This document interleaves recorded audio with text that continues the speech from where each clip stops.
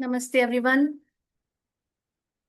A very warm welcome to Yes Talks. Today's session is titled The Journey from Jan Mantra to Jantar Mantar.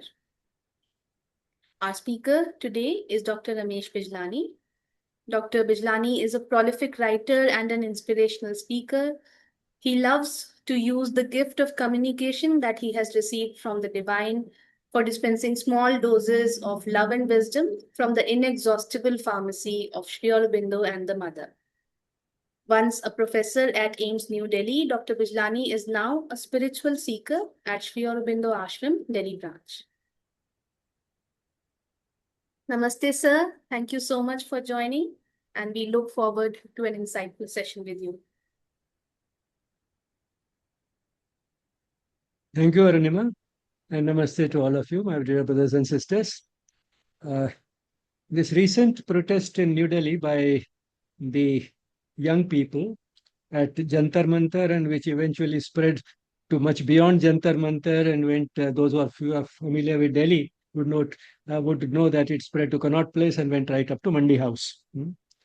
This was widely noticed. It also created a lot of stir and even shock amongst many.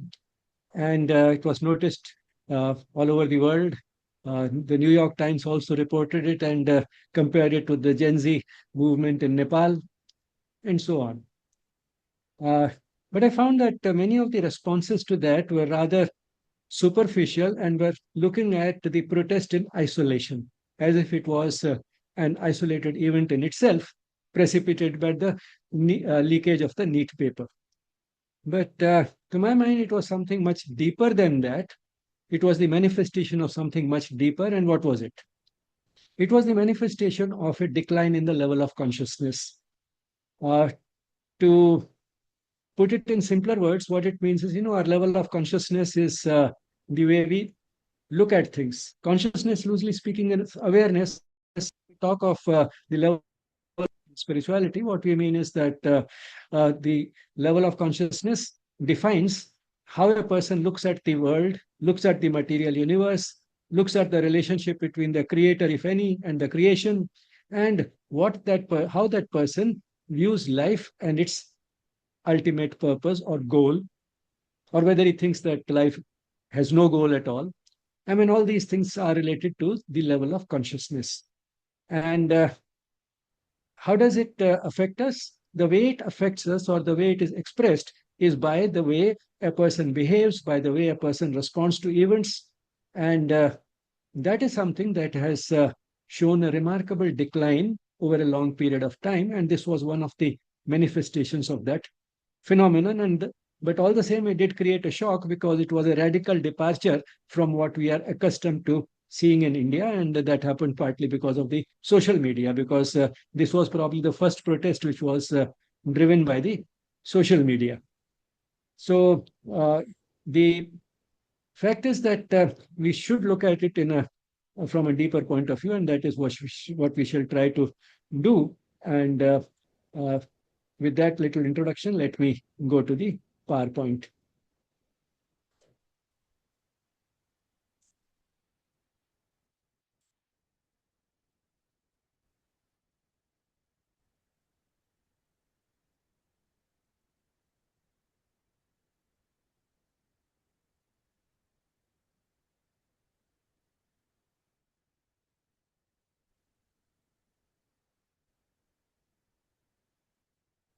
So what was particularly disturbing to many people was that how is this country, which once upon a time was known for the common man spending a lot of time reciting mantras, Jan, just about everyone reciting mantras, how had it sunk to the level where all that happened at Jantar Mantar in this youth protest happened?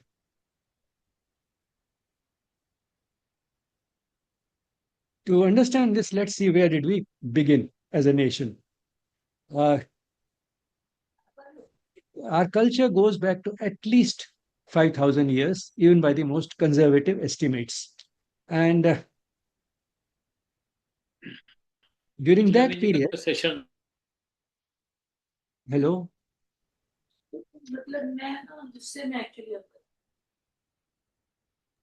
Requesting the participants to please keep their mics on mute. Harish sir, please keep mic on mute. Thank you. So the Indian culture goes back to at least 5,000 years, even by the most conservative estimates. And that period, which lasted for more than 3,000 years, we were at the peak. At the peak in every respect, whether it was spirituality or whether it was the material sphere, such as education, art, literature, music, dance, architecture, science and technology. In each of these fields, we were at the peak. We were second to none in the world. And in fact, we had some of the best centers of learning in the world, so that the scholars came here from everywhere to learn. And that is how a lot of Indian wisdom traveled to Europe, as well as many other countries, to China and many other countries. So scholars came from all these places. And we stayed at the peak, and this continued for more than 3,000 years. It was during this period from, say, 5,000 years ago to 2,000 years ago, this span of 3,000 years, that we uh, came up with the Vedas, the Upanishads, the Gita, and the and Buddhism and Jainism, and also the Patanjali's Yoga Sutras. Now, this type of productivity, sustained productivity for 3,000 years in the spiritual and material sphere, is something that is totally unprecedented anywhere in the world. And this itself was a remarkable feat. And perhaps it was because of this strong foundation that quite a bit of it continues to persist even today, in spite of many other factors which could have easily destroyed it. Because 3,000 years is not a short period of time. And this is something which probably has never happened anywhere in the world. And also, what it shows is that the spirituality is not in any way incompatible with material progress, because we were at the peak in spirituality and also at the peak in the material sphere. In fact, one can go on and also try and show that it was because of this spiritual bent of mind, because of spirituality permeating every aspect of life, that we were in the material sphere also at the peak. However, then began the decline, and it happened step by step. The decline started about 2,000 years ago. Why it started? One of the most plausible and simplest and neutral explanations is that just as individuals get exhausted and tired, societies can also get tired and exhausted. And 3,000 years is a long period to have that type of sustained productivity. And therefore, we also got exhausted, and therefore the decline started. And one of the important sort of manifestations of this type of this decline was that we started seeing a dichotomy between worldly life and spiritual life. We thought that spiritual life is meant for a select few who renounce worldly life, go away to the Himalayas or a cave, and the rest of us are condemned to a worldly life which has no place for spirituality, which has no scope for spirituality, and in which we have no time for spirituality, as if spiritual practice needs a separate time. We forgot that every the spirituality can be brought into every aspect of life, be it at home, be it parenting, be it marital life, or be it at the workplace, or be it with our relations with the others in the world.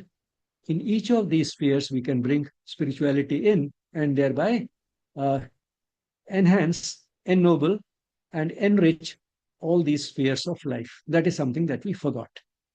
And one of the signs of this decline was also that we no longer had many of these original works like the Vedas and the Upanishads and the Gita produced. Instead, we started getting more and more of translations and commentaries. So just mark the shift. May not appear very visible. It may appear as if we were still producing a lot of spiritual literature, but translations and commentaries and compilations are quite a different cup of tea as compared to original creations. However, the momentum of what had gone on for 3,000 years persisted for another 1,000 years, and therefore the decline was rather imperceptible and subtle. And we stayed at the peak in every sphere, whether it was arts or whether it was science, whether it was music or dance. In all these spheres, we remained at the peak. We remained second to none till about 1000 years ago. But eventually it had to show, and this degeneration or decline continued. And since spirituality went out of worldly life because of this thing entering our psyche that worldly life and spiritual life are apart, there was a moral degeneration, and that is what led to our enslavement.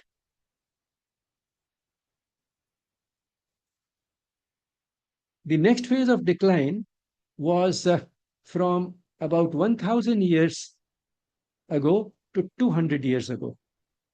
Now, this was the period during which we were ruled by the Muslims. This was the Islamic period. The Huns and came first, and then the Sultanates, and then the Mughals.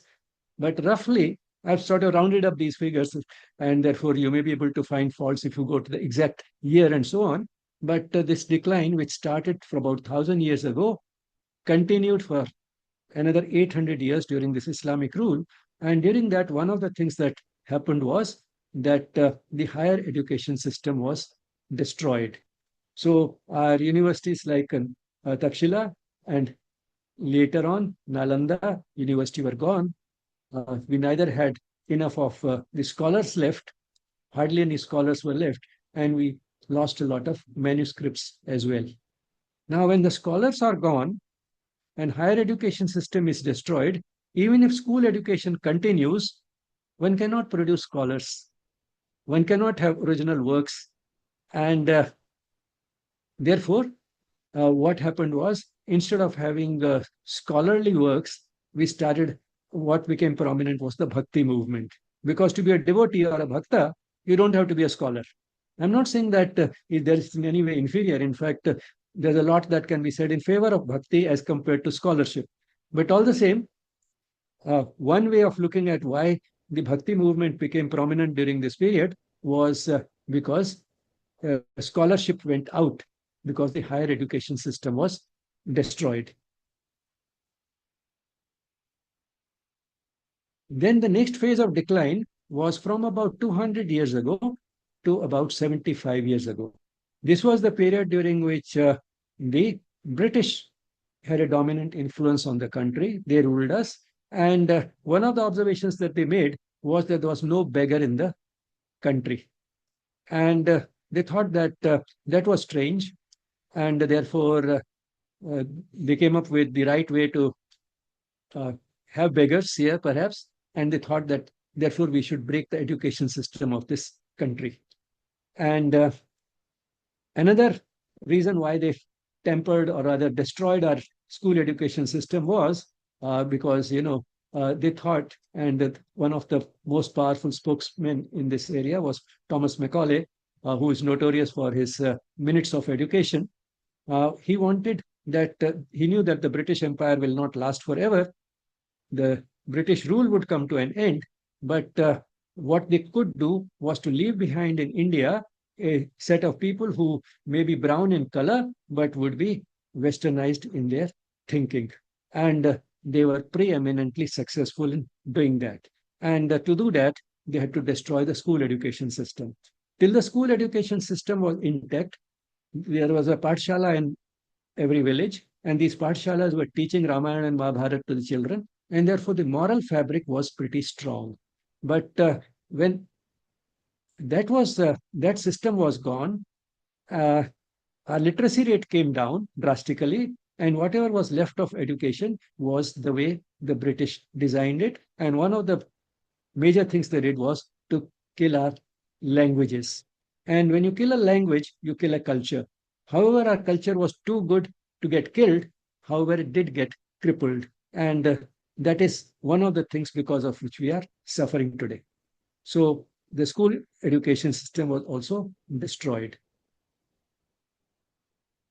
Now, the destruction of this education system in India in two phases. The higher education first during the Islamic rule, and the school education system later under the British rule is something which has been brought out very clearly in an excellent 45-minute video by this lady Sahana Singh. Here is the link. It's on the Sangam Talks YouTube channel, and the link is also there. So, with this much information, I'm sure you can easily reach this video. And this is a video which is based on her own scholarship, as well as a lot of research which was done by a scholar called Mr. Dharampal. And a lot of this research he did in the British Museum. So that much credit we have to give to the British, that they have good archives even before there was internet. They preserved the documents well, and they were open to let a person see and do his research there in the British Museum, even if they knew that some of the research that he does may go against them. So that is something for which we have to still give them credit. So anyway, so this is a well-researched, well-founded video on how the school system, the education system was destroyed in this country in two phases. First, the higher education system, and then the school system. And that is what has brought us where we stand today. Unfortunately, there was yet another phase of decline after we became independent. And this is the decline from 75 years ago to the present. And why do I say so? Here are some of the things that I think will show what the point that I'm trying to make. This is the cover of a book which has a story narrated by the founder of Sri Aurobindo Ashram, Delhi branch. It is a real story, and it probably belongs to somewhere in the 1920s or 30s. Now, what happened was, in a village there was a famine, and to save himself, this farmer, Zakir Hussain, he sold his land to a merchant who was not so badly affected by the famine, this merchant Mulraj. He sold his land to him, and with the money, he migrated out of that village and went and settled somewhere else. And he made it quite good where he went. That's apart from besides the point. The point is that Mulraj started tilling that land which he bought. And one day, what he noticed was that while plowing the field, the plow struck something hard. And as you might have guessed, what it struck was a metallic pot which had a large number of gold coins. Now, what did Mulraj do?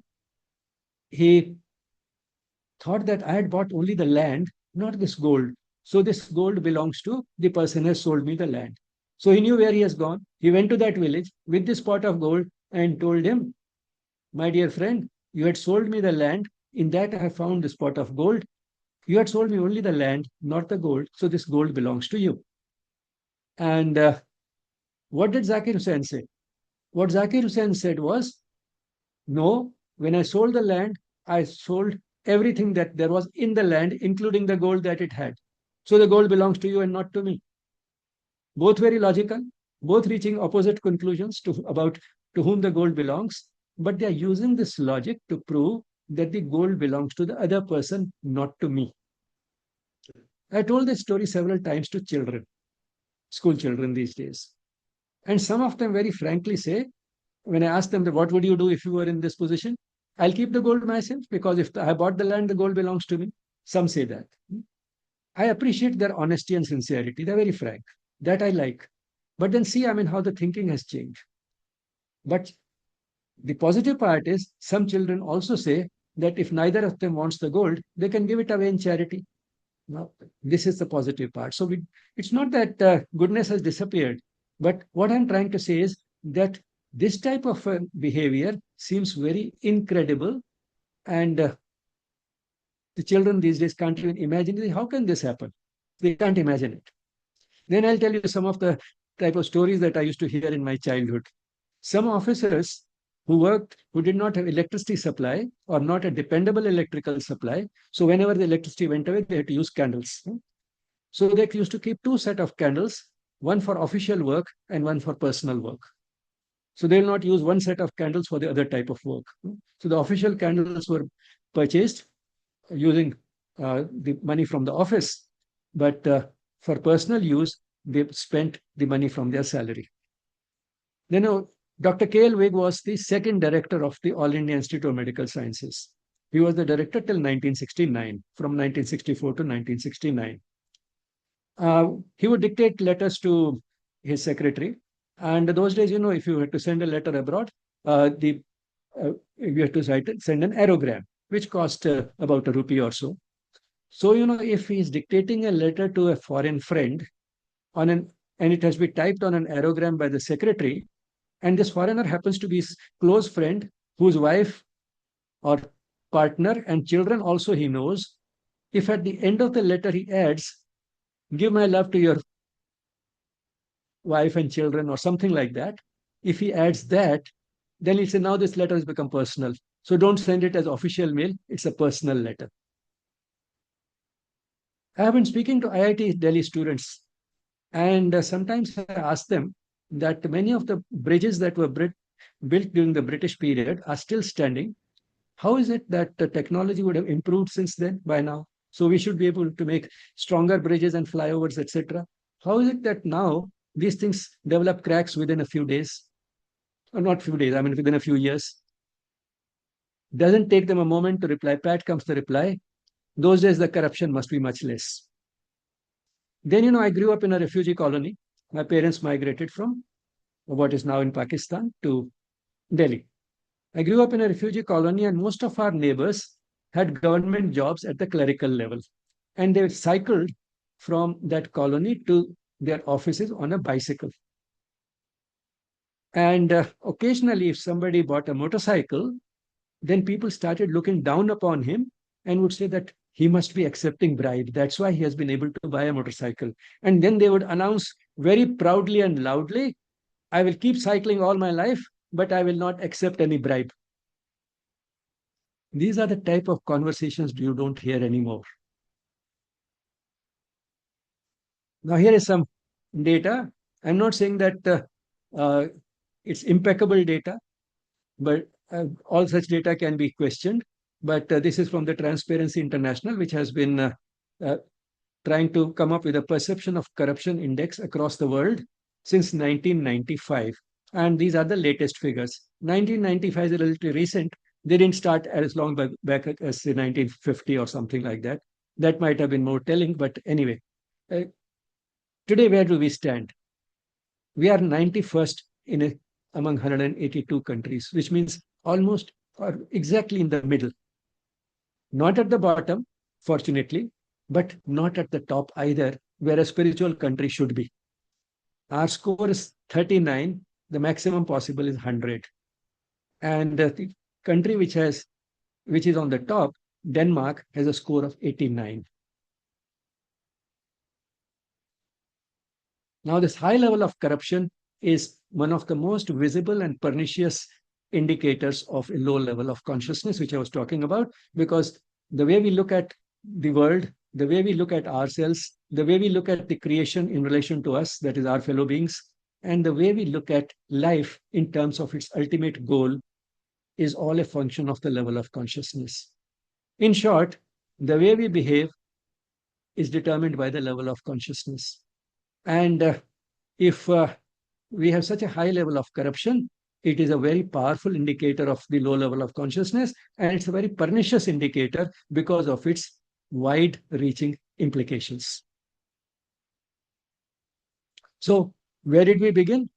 We started at more than 5,000 years ago, which when we were at our peak, and then we saw that there was these stages of decline from then on till very recently, even after independence.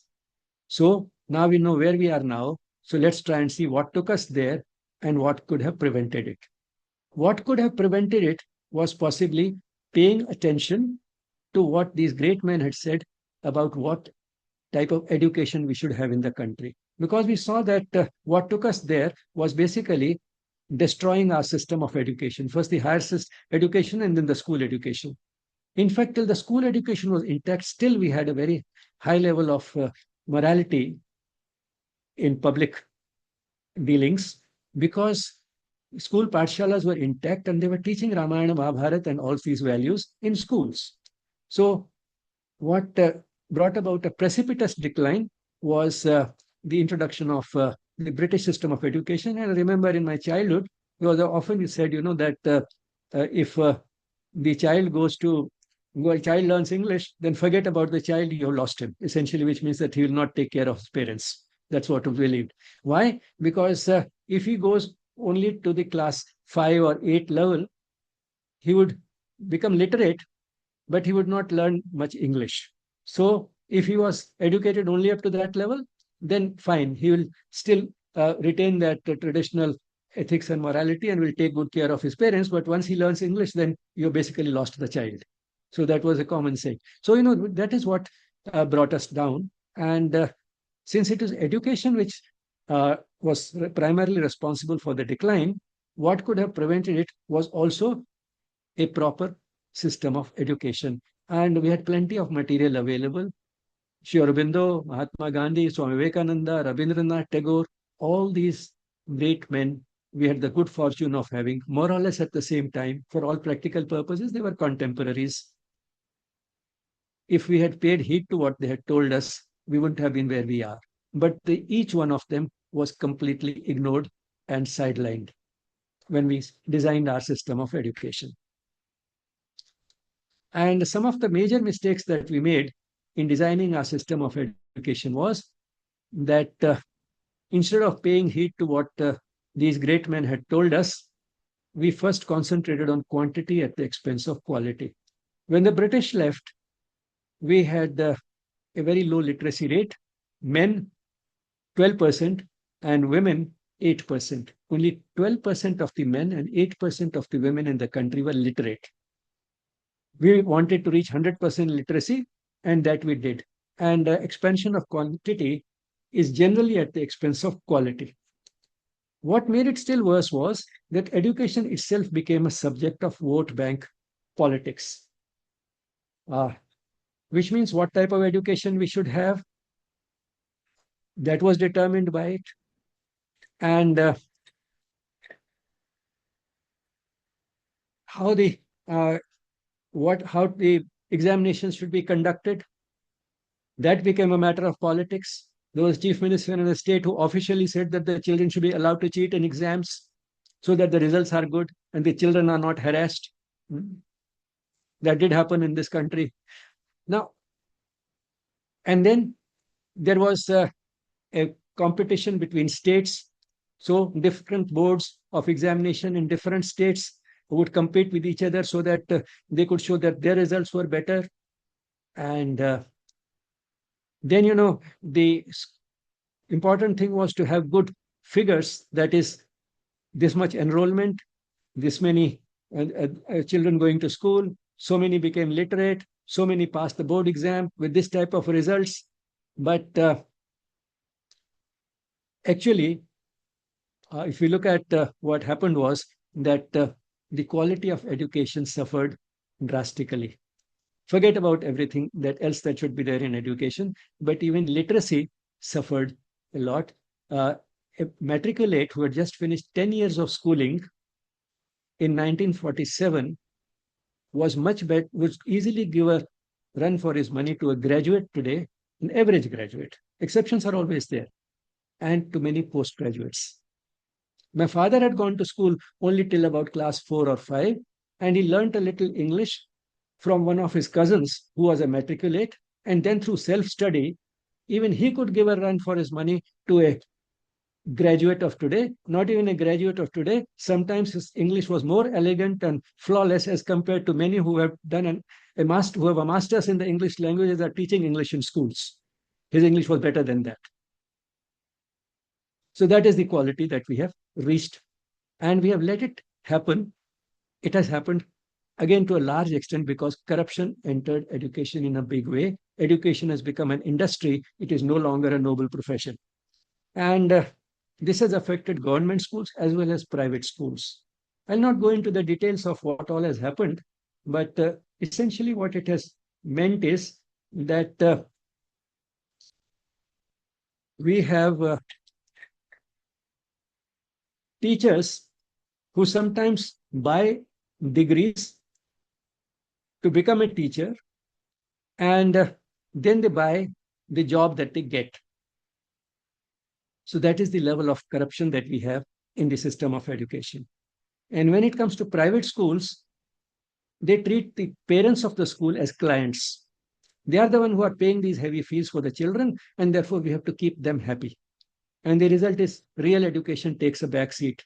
If the child is given as homework a project to make, and the parents, this is happening in the high-end schools, you see, which have air-conditioned classrooms and so on. So these parents are paying, say, 1 lakh rupees a month to the school for the child's education. So the parents, uh, the child gets homework to prepare a project. Hmm? The parents want to go on vacation to Europe during the vacation. They take the child along, doesn't matter. They order the project on Amazon. They come back, the project comes in a box. The child takes that project to school. The teacher knows that this project has not been made by the child. But instead, what the school does is to say, what a beautiful project, and they put it in an exhibition to show how good our school is. This is the quality of the projects that our children come up with. Now, if a child is watching this happen, his parents doing it, and the school also condoning it, what do you expect from this child? And what do you expect from the teachers who bought their degrees, their graduate degree, their postgraduate degree, sometimes even PhDs, and who bought their teacher education degrees? Teacher education colleges offer, many teacher education colleges in this country offer the facility of not attending classes. And therefore, they charge more because that facility has been provided. And you can't touch the teachers, you can't touch this teacher education colleges because they are again linked to politics. They are There's a close nexus between politics and all these things happening. I'll not dilate upon it further. The result is that we have 100% literacy today, but only on paper. Many of the schools and teachers also exist only on paper. In villages, there are schools where the children need not go, the children can have fun at home, and the parents are happy because the child can contribute to some work at home. The teacher is also happy because he can stay at home and do some other business. Hardly any teaching happens, but on the paperwork is perfect. The teacher draws the salary, and the children can also get their certificates because we follow that enlightened system where in lower classes examinations are not necessary. We pick up that little bit from somewhere in the West or from enlightened systems of education and transplant it without looking at what happens in those schools where there are no exams. Fear dominates the school environment. A lot is wrong with the schools and the teachers, but one thing that has not disappeared is corporal punishment. And that is what makes fear dominate the school environment. The child is punished not necessarily for the right reasons, and sometimes punished very severely, but sometimes for flimsy reasons, and sometimes for just speaking up, for questioning something. And that goes against the interests of the teacher. And then the child is pulled up.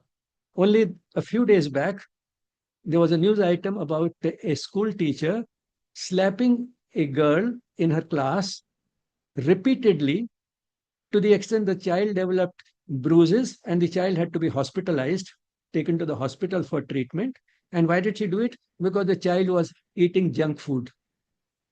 And when the teacher questioned it, probably that student replied back. I don't know what she replied. She might have replied, maybe my parents don't stop me from eating it, or something like that. She might have said something. But whatever it is, corporal punishment is banned only on paper.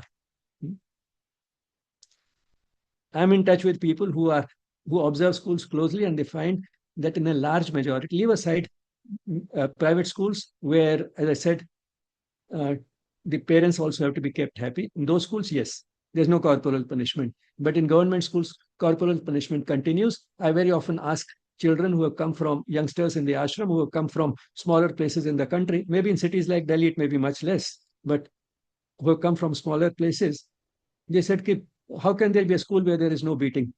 You can't have a school where we are not beaten up. The pass percentage in board exams is very high. Different boards are competing with each other. And how does it happen? even in a subject like English, you can get 100% marks. When I was a student, and I'm not talking of a very high end school,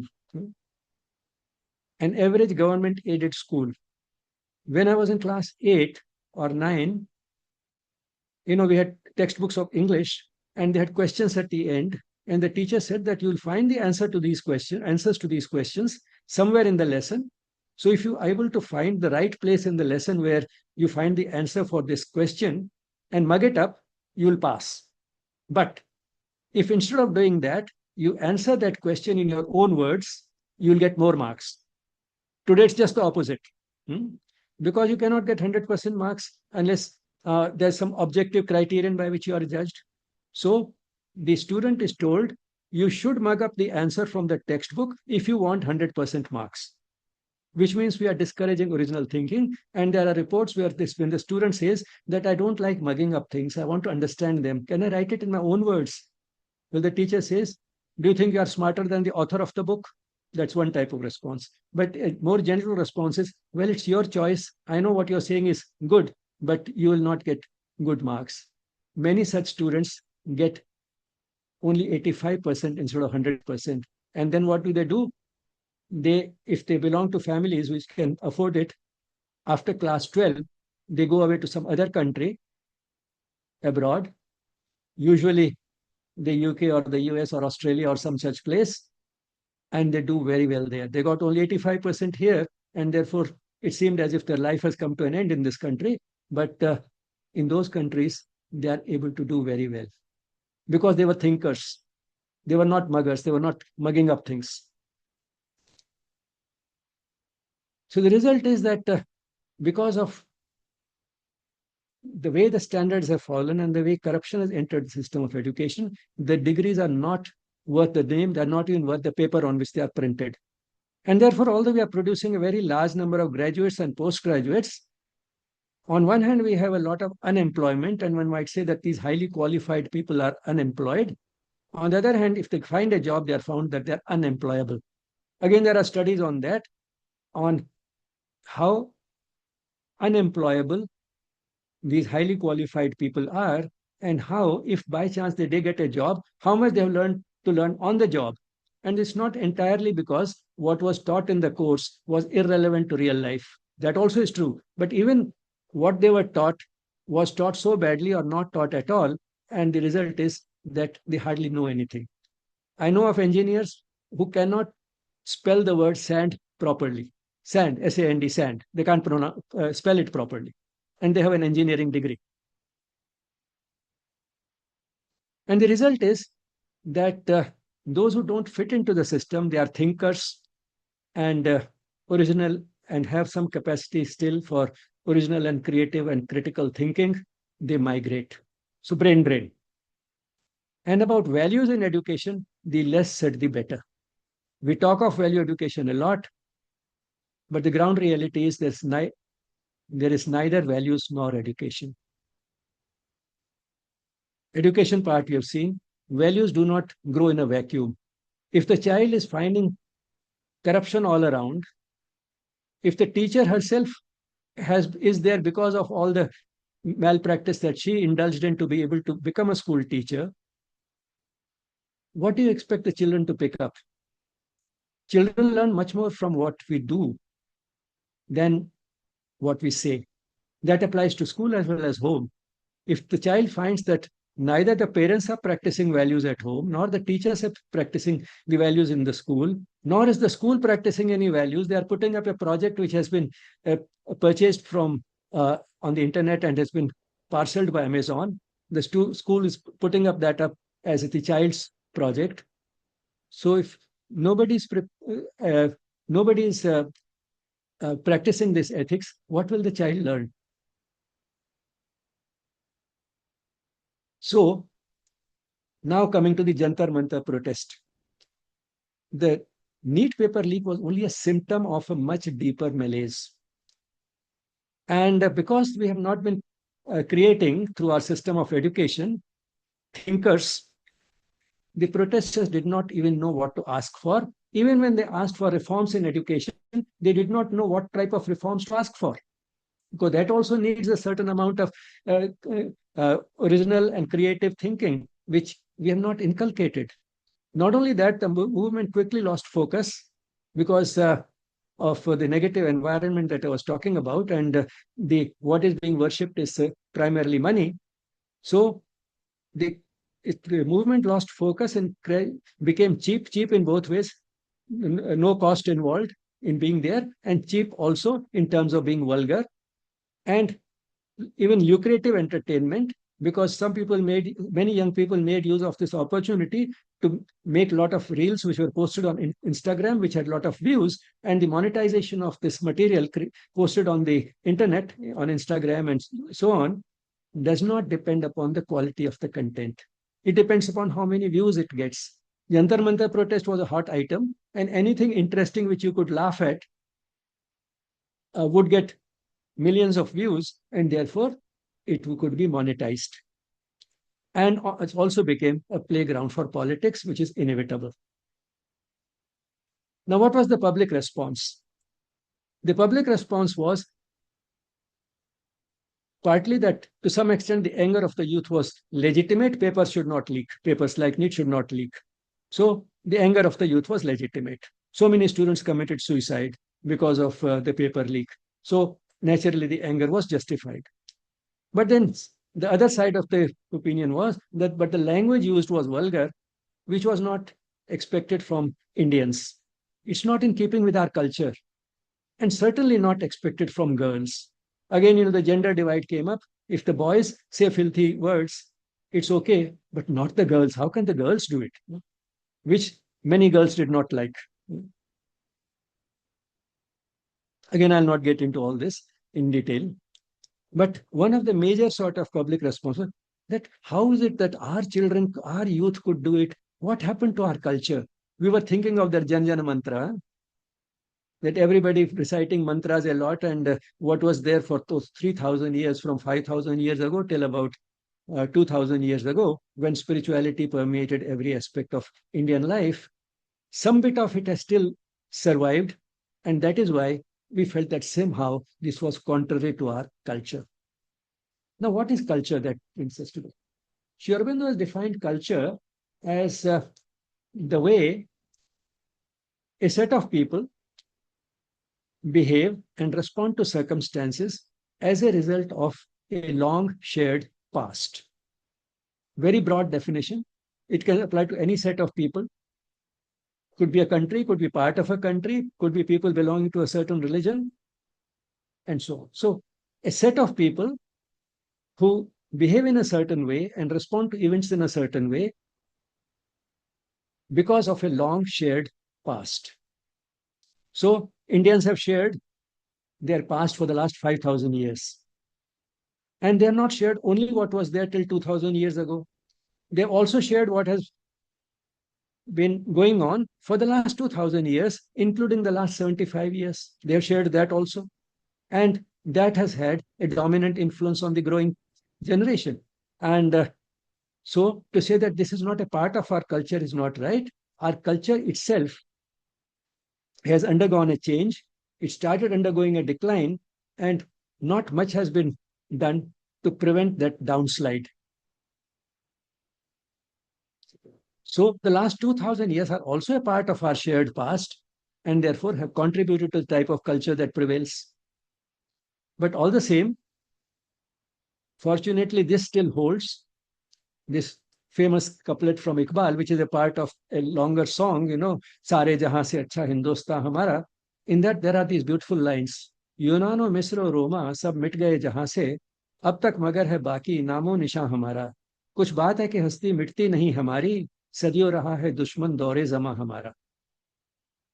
So Egypt and Greece and Egypt and Rome, all these civilizations were wiped out. All of them are gone. Civilizations, empires, they all came and went.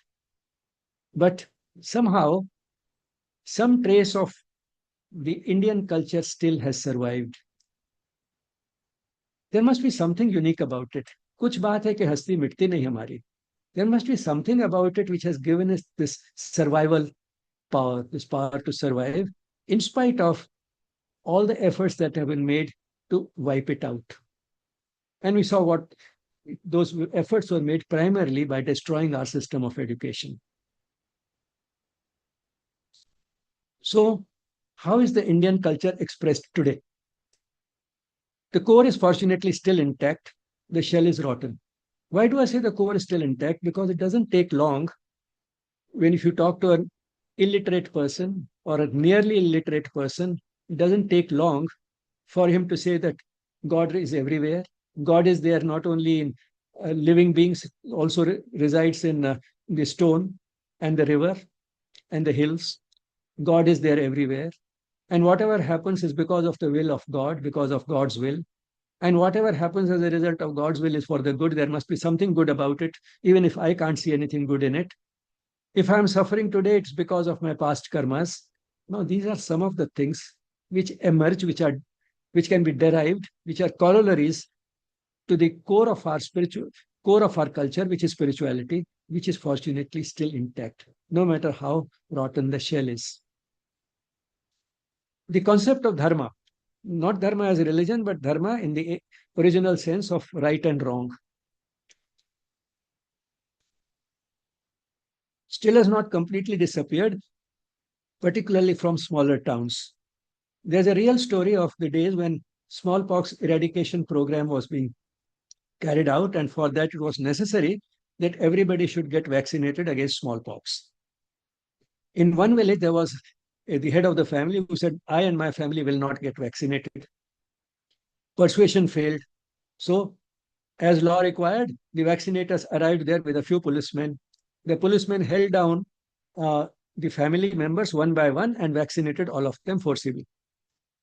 When they were about to leave, the same head of the family who had refused to get vaccinated said, please wait for a few minutes more and take a cup of tea.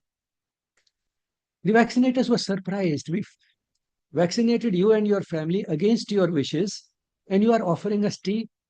He said, well, you had nothing against me. You did your duty. That was your dharma. It was your dharma to vaccinate us. Now you are guests in my house, and therefore it is my dharma to offer you hospitality. Atithi devo bhava. Atithi is like God. You are guests in my house, and therefore you cannot go without having tea, without having something to eat. Now, this is dharma. Swadharma, that is what is my dharma in this particular situation. This individual dharma in an individual situation is something which is characteristic of the Hindu tradition.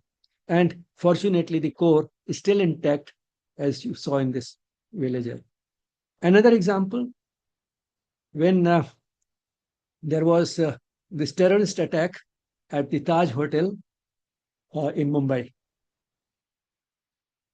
Many of the employees who could have easily escaped because they knew the ins and outs of the hotel thoroughly, they knew it on the palm of their hands. They could have gone through some escape, some exit, which only they knew they could have gone out, but they did not.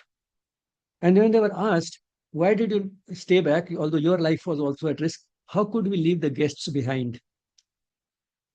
And then it was found that how was this behavior, this unselfish behavior, what was common to all of them? One thing which emerged was that all those employees came from the smaller towns of India, not from the big cities like Delhi and Mumbai. But then, if the decline continues, one is doubtful how long the core will continue to manifest. And Sri Aurobindo has made this point that it will be really a tragic irony of fate if India were to throw away her spiritual heritage at the very moment when in the rest of the world there is more and more a turning towards her means towards India, for spiritual help and a saving light. Now, this is something Sri Aurobindo noticed about 100 years ago. It has become even more prominent today. The world is looking up to us, and not only looking up to us, putting into practice a lot of ancient Indian spiritual wisdom, bringing it into their life, if for no other reason, at least because they found that that has the key to happiness, which they have not been able to get from all the material progress that they have made. So, although materially they are very prosperous, the spiritual poverty that they have suffered due to historical reasons, we'll not get into that, has made them look at Indian spirituality as the ultimate key to a sense of well being, to be happy, healthy, and to have a fulfilling life. Not only that, some of the other things that Sri Aurobindo had foreseen about the future of the world are also happening much more prominently in the West than in India. And one of them is, he said that the world will move eventually away from all religions towards spirituality. And that is something which is happening on a very large scale in the West. Majority of the young people there, and that is the fastest growing tribe of young people in the West today, say that they do not follow any organized religion. They do not want to belong to any organized religion, but they are spiritual. They are moving away from religions to spirituality. And what do they mean by the spirituality? We believe in a higher power. We believe in a higher power that runs the world. We believe in a higher power that created the world. We believe in a higher power that runs our life. This type of young people are the largest growing tribe of young people in the Western world today. So Sri Aurobindo saw this, and it will be a tragic irony of fate if India were to throw away this heritage. It is in our blood, and therefore the core is still intact. For us, it will take much less effort than it has taken the West to arrive at this conclusion that this is the ultimate key to happiness and fulfillment. Now, while earlier I talked about some superficial responses to the Jantar Mantar protest, here is a balanced response, which also many people had, that it is only a symptom. This protest is only a symptom of a deeper malaise, and the youth are actually an asset. They are an asset because they are full of courage and idealism. There's a thinker, David Clinton Pierce, in the US, Joseph Clinton Pierce. What he has said is that the youth have three major qualities which we should understand. One is energetic idealism. They are ideal and they are full of energy and enthusiasm. They want to live that ideal. Energetic idealism. Second is great expectations. They expect that through this idealism, they'll be able to achieve a lot. They'll be able to change the world. So they have great expectations. And the third is hidden greatness. They have greatness hidden in them, which even they are not always aware of. We have to help them discover it and express the potential of that hidden greatness. Now, these are things which were once upon a time made fun of. Young people were ridiculed for these things. You're still not seeing enough of life. See a little more of life, and all this idealism will settle down. You will become more pragmatic. But today, we are realizing that these are the very qualities which we should be encouraging, nurturing, and encouraging in the young people. So youth are an asset. They are not a problem. We only have to nurture these talents properly and harness them for long-term goals. This potential is far more important than short-term goals like seeing in them voters. What is it? How is it? What is it that will make them vote for us? And most important, we have to set a good example for the youth. All adults, parents, teachers, and the people in a position of power, whether it is in politics or whether it is in judiciary or it is in the police or it is in the bureaucracy. The more prominent you are, the more public figure you are, which these people in a position of power are, the more important that they set a good example. As the Gita has said, what the leader does, the rest tend to follow. So we have to set a good example for the youth, all of us, particularly those who are in the position of power. So this is what a balanced response. Now, what can we do about it?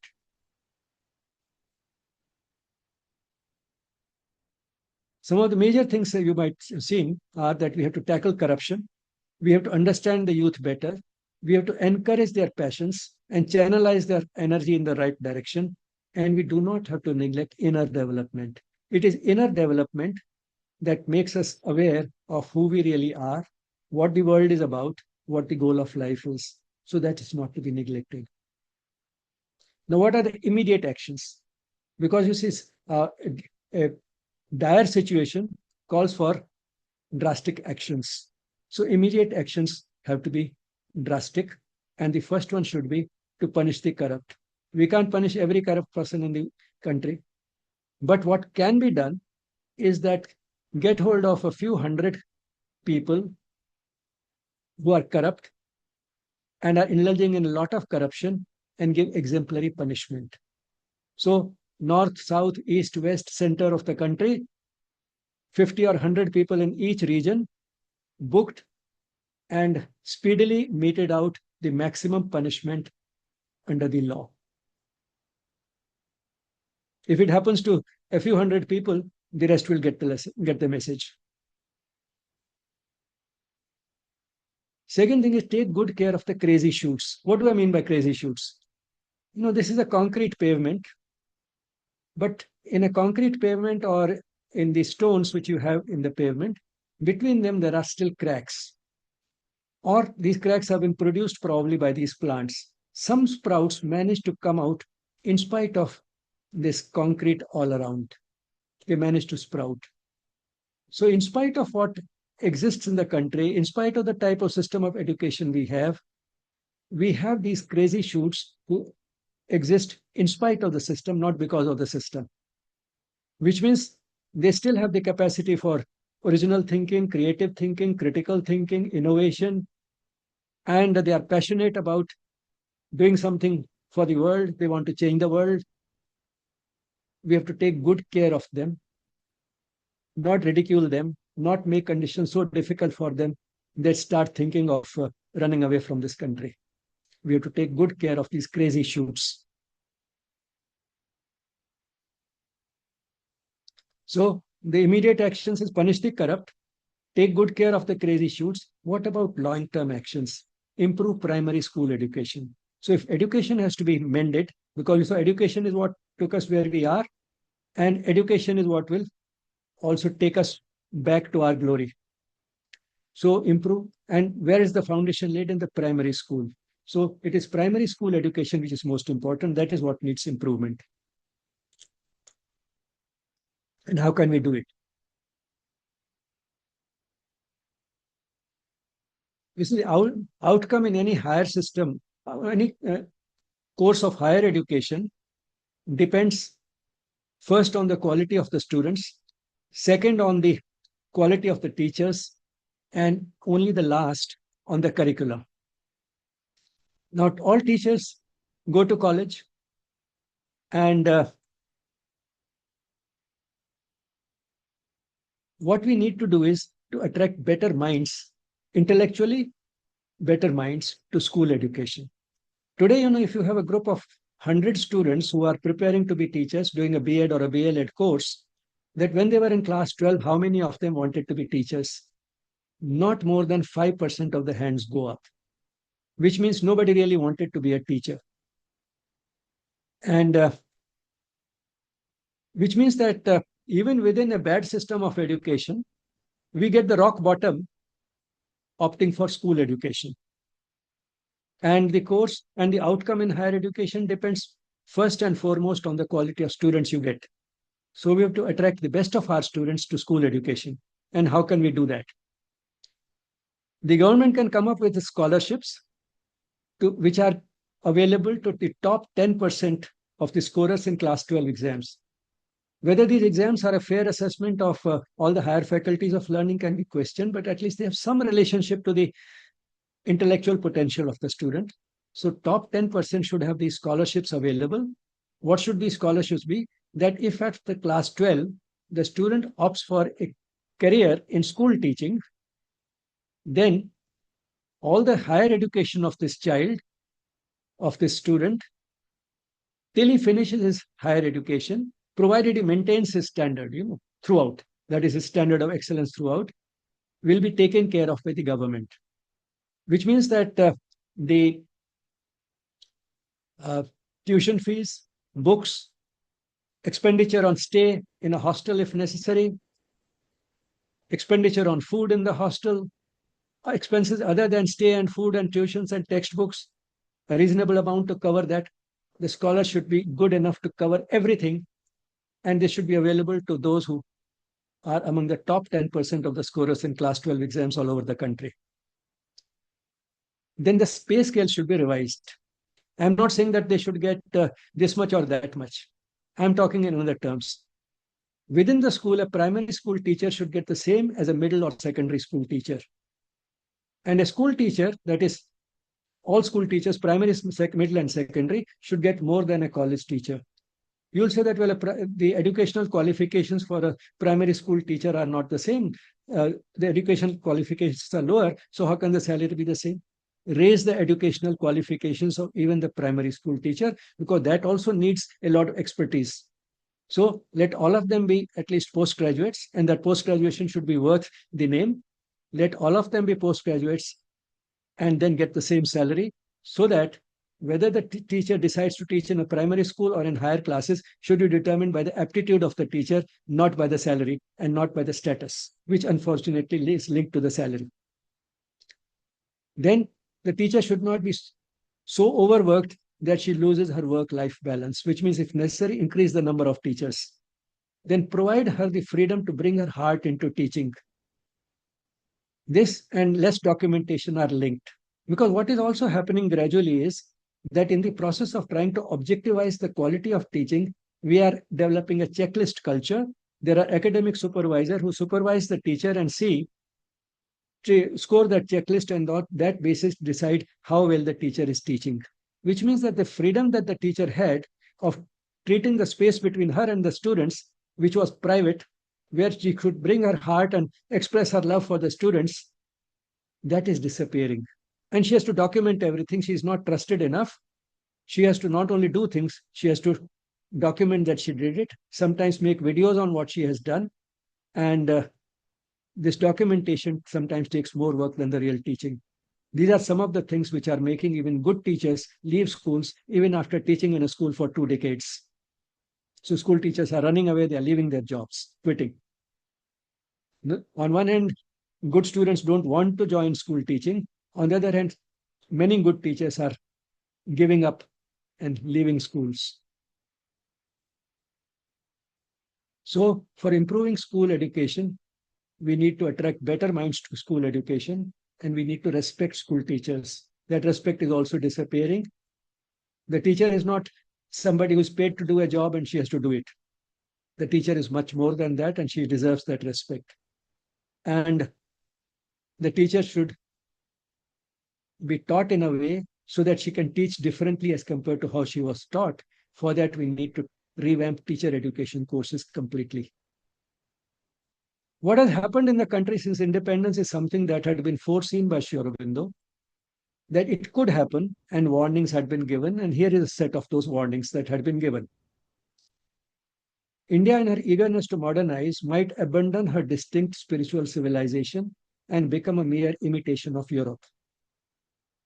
Ancient India and her spirit might disappear altogether, and we would have only one more nation like the others, and that would be a real gain neither to the world nor to us, because the world needs to gain from us. The world needs our wisdom.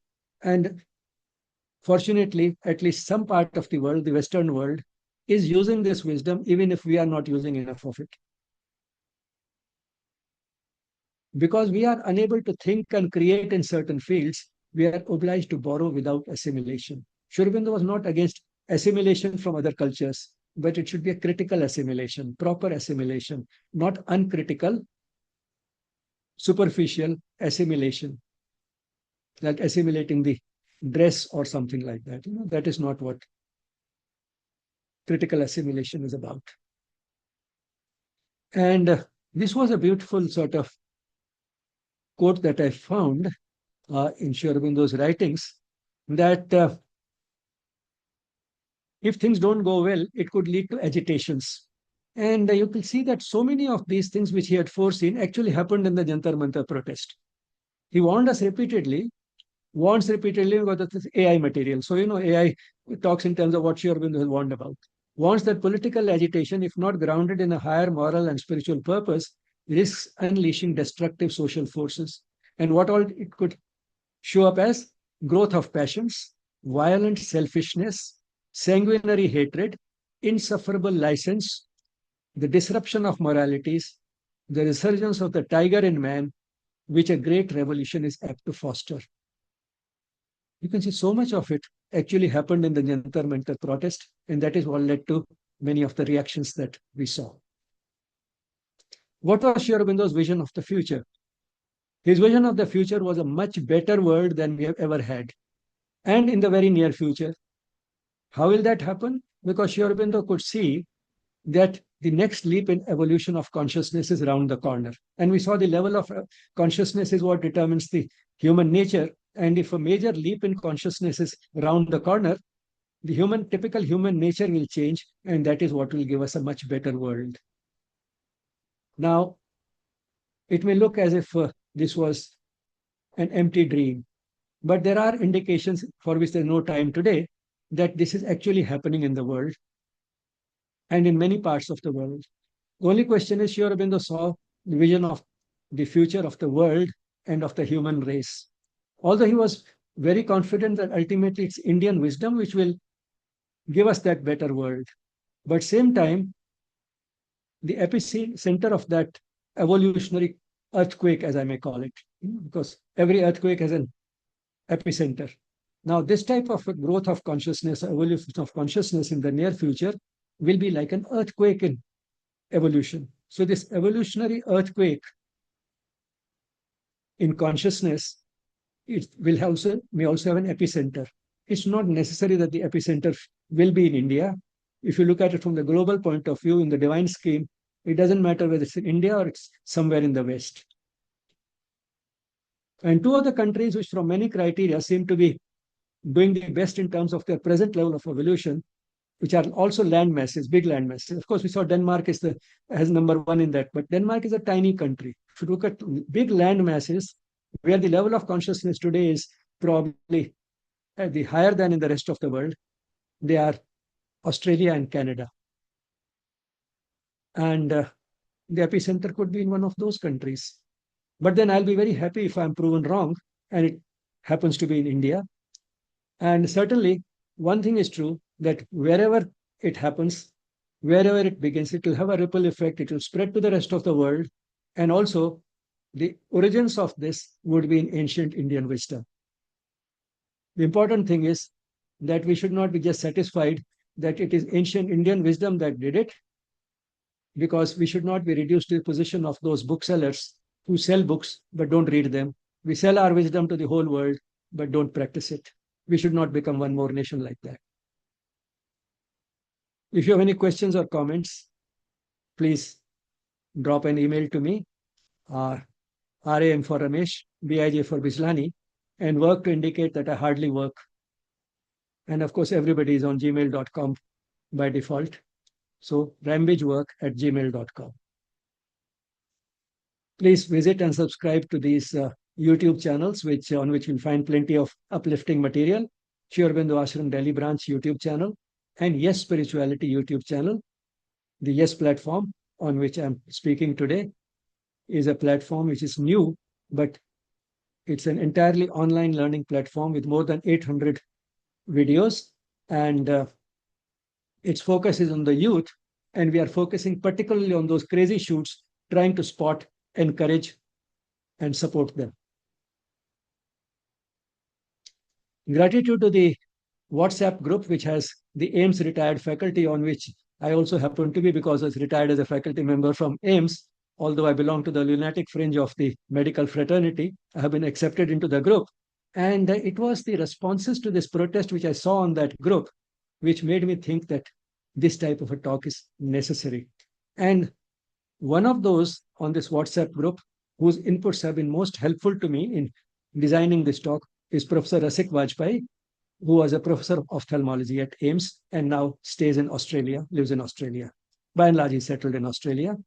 And one website which was very useful was the Incarnate Word, which has works of Sri Aurobindo and the Mother, and can answer questions which you have based on the works of Sri Aurobindo and the mother using artificial intelligence, which means that a lot of that I presented was possible because of the internet. And on that, the Google, Professor Google, and artificial intelligence. Gratitude to the mother and Sri Aurobindo for making this session possible. And love you all. Thank you all for being there.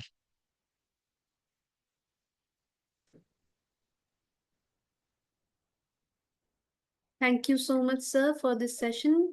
Thank you for sharing your valuable insights on the subject. Participants, if you have any questions or any reflections to share, the session is open now. You can raise the hand, unmute yourself and speak up, or you can put your messages in the chat box and I can read those out. Please go ahead.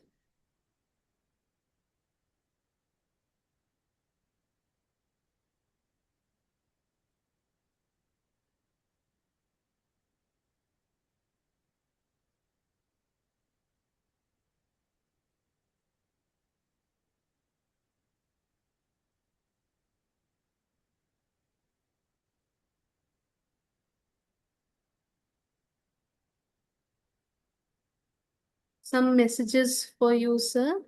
Narendra Murthy sir says excellent and insightful session, insightful talk, heartfelt gratitude. And Alok Dwivedi ji says thank you so much, sir, for this master stroke. Thought-provoking and insightful session. Thank you. Many words of appreciation for you, sir. Thank you all. Any questions or comments?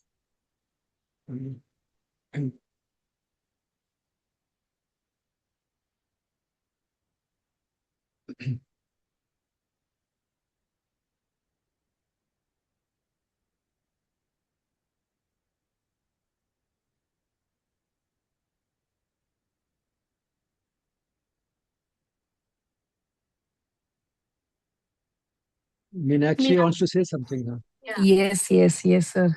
Namaste, sir. Sir, it was really nice session. Actually, there is no words to say.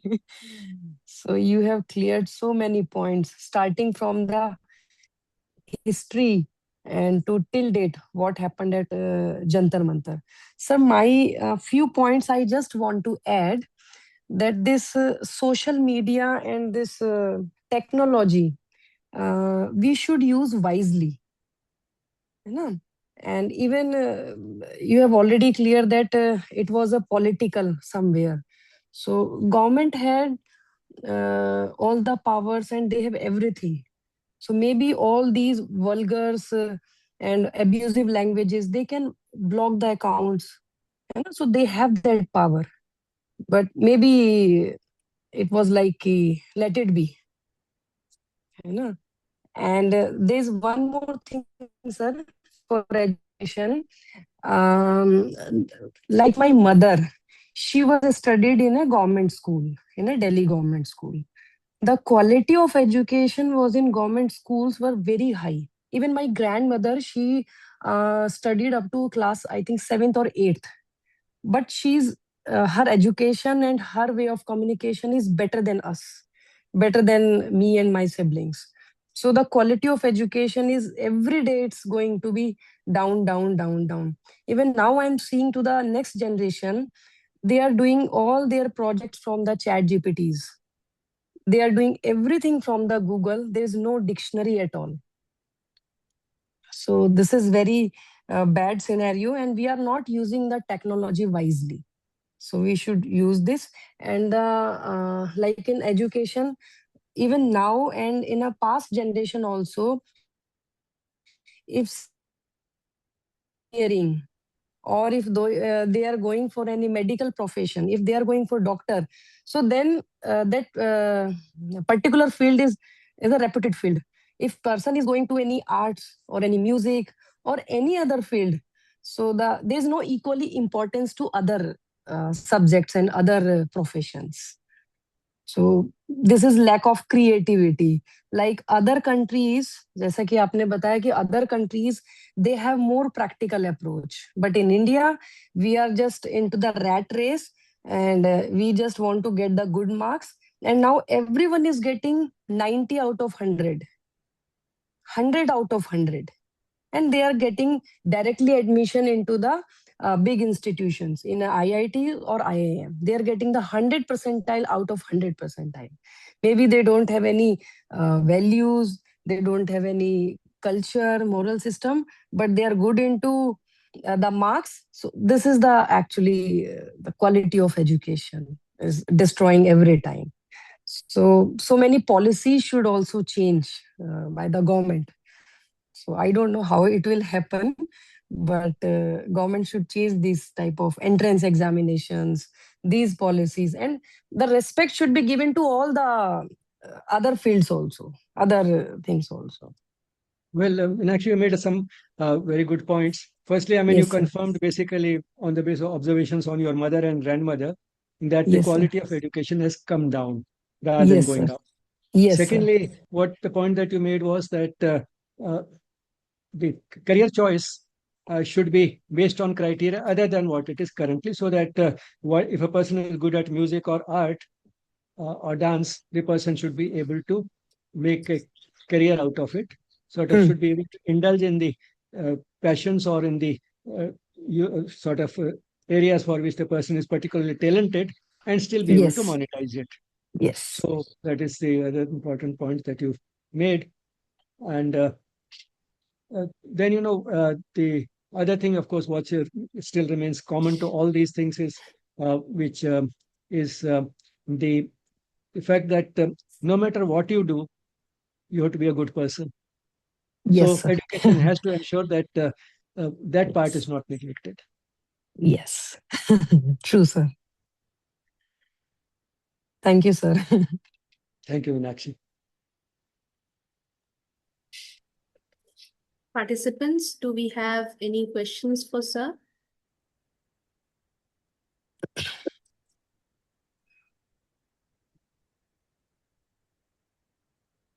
Okay, so before we close, let me quickly inform that the recording of today's session will be published on the YouTube channel Yes Spirituality.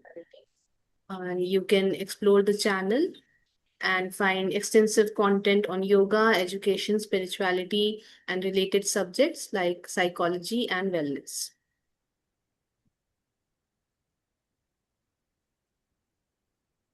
Thank you so much, Dr. Bijlani, sir. And participants, we thank you as well for being with us today. We'll close today's session with a moment of peaceful silence. Namaste.